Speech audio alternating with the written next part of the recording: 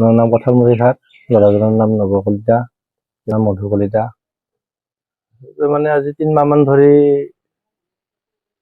তাৰমানে kidney failure বুলিও কয়, আৰু মানে চুগাৰৰো প্ৰব্লেম, প্ৰেছাৰৰো বহুতটা ধৰণৰ। তাৰমানে এতিয়া যিখিনি মাটি বেটি আছিল সেইখিনি বেছি চিকিৎসা পাতি কৰা হ'ল।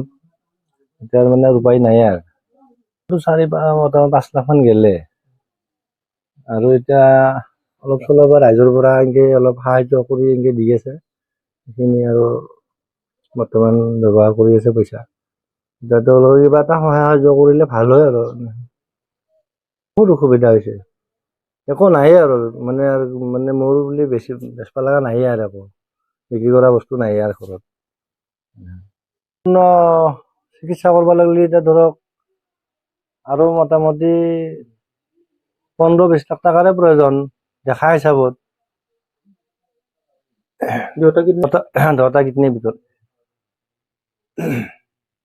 4 মাহ মান হ'ল, 4 মাহ মান হৈছে, 3 মান চলি আছে। পইচা নাই আৰু এইটো মানে একদম আৰু শেষ আৰু পইচা। তাৰমানে পইচা পাতি নাই আৰু, বেচবা লগাও নাই একো ঘৰত। এতিয়া মানে গাঁৱৰ পৰাই অলপ চলপ সাহায্য কৰি ৰাইজে দিছে।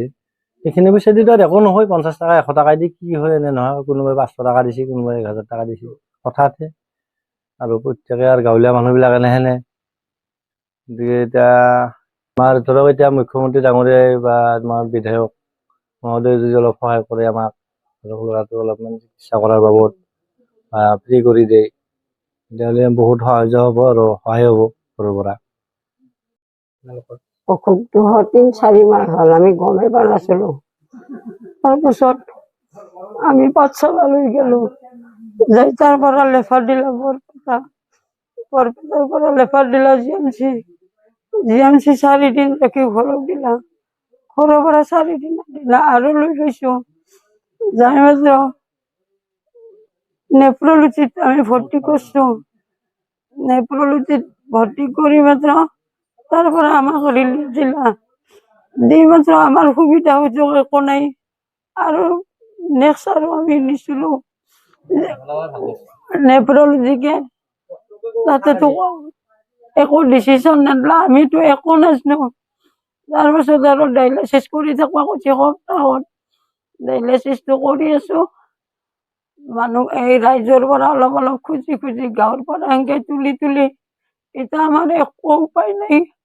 কি কৰিম, চলি জাগত ঘৰত বেলেগে আঞ্জা দেই, ভাত দেই, চাউল দেই, এনেকে আমি কিবা গিৰি ঘৰে খাই আছো। 4 লাখ মান টাকা গেল, মাটি সম্পত্তি গোটেই গেল, একো নাই আর এটা। মোৰ সৰু ল'ৰা আছে, মোৰ স্বামীও আছে, গাঁও খুঁজবা গৈছে, আৰু বোৱাৰী 2টা আছে, বেমাৰীটো ছোৱালী এটা আছে, আৰু সৰু ল'ৰা এটা আছে। 50,000 মান যায়, 2টা ট্ৰিটমেণ্ট ললি 20-22 লাখ মানে লাগে। মই ডাক্তৰৰ লগত চুক্তি দিছিলো, মই এটা কিডনী দিম। মোৰ পৰীক্ষা একদিন কৰি নকলা, 3 মাহ পাছত কৰো বুলি কৈছে। তেওঁ যেন মোক অলপমান সহায় কৰি দে, ফ্ৰী কৰি দে, বেমাৰীটো যেন বেডত ৰাখবা পৰা সুবিধা এটা কৰি দে, এইখিনি মোৰ কামনা।